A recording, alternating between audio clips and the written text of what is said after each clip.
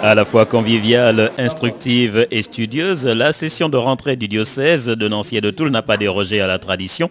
Cette année, un accent particulier a été mis sur la démarche catéchétique. Aujourd'hui, les gens entrent dans la logique de cette démarche, de retrouver une véritable place à la parole de Dieu pour ce qu'elle nous fait vivre, de retrouver une véritable place pour les itinéraires tels que nous sommes invités à les proposer, de retrouver une véritable place pour la liturgie, pour le contenu de la foi, tout ça articulé sous forme d'itinéraire. Et je crois que progressivement, les gens intègrent ces nouvelles réalités et les appliquent, les mettent en œuvre sur des réalités autour des sacrements, sur des réalités liées à une proposition de catéchèse en direction des enfants, des jeunes et des adultes. Voilà, tous les schémas sont possibles pour vivre cette nouvelle démarche catéchétique.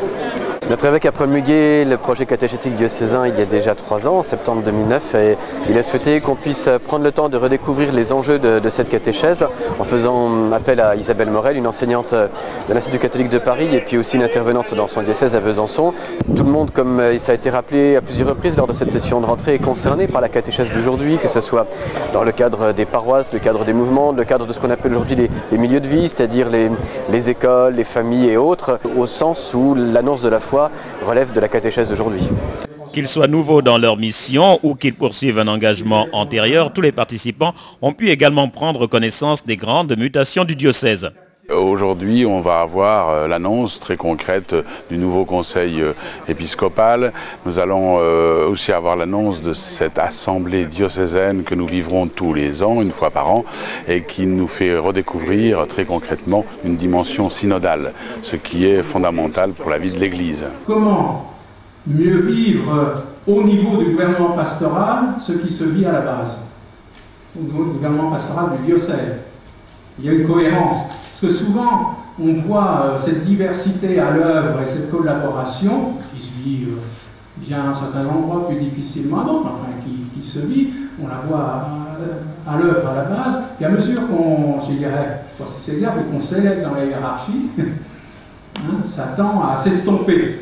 Comment aller vers une cohérence? C'est pas qu'à faire, encore une fois, d'organisation. L'enjeu est double, construire le corps ecclésial et faire grandir le royaume de Dieu. C'est un temps important d'église, comme l'année dernière où j'ai eu l'occasion de venir pour la première fois. C'est un temps d'unité ecclésiale pour le diocèse. On apprend à retrouver des amis, des frères en Christ. Utile, sans doute nécessaire. En ce qui me concerne, ce qui a un petit peu manqué, c'est tout ce qui concerne la catéchèse des adultes. Sinon, c'était assez sympa comme session. Désormais, la parole est au terrain. L'année est bel et bien lancée.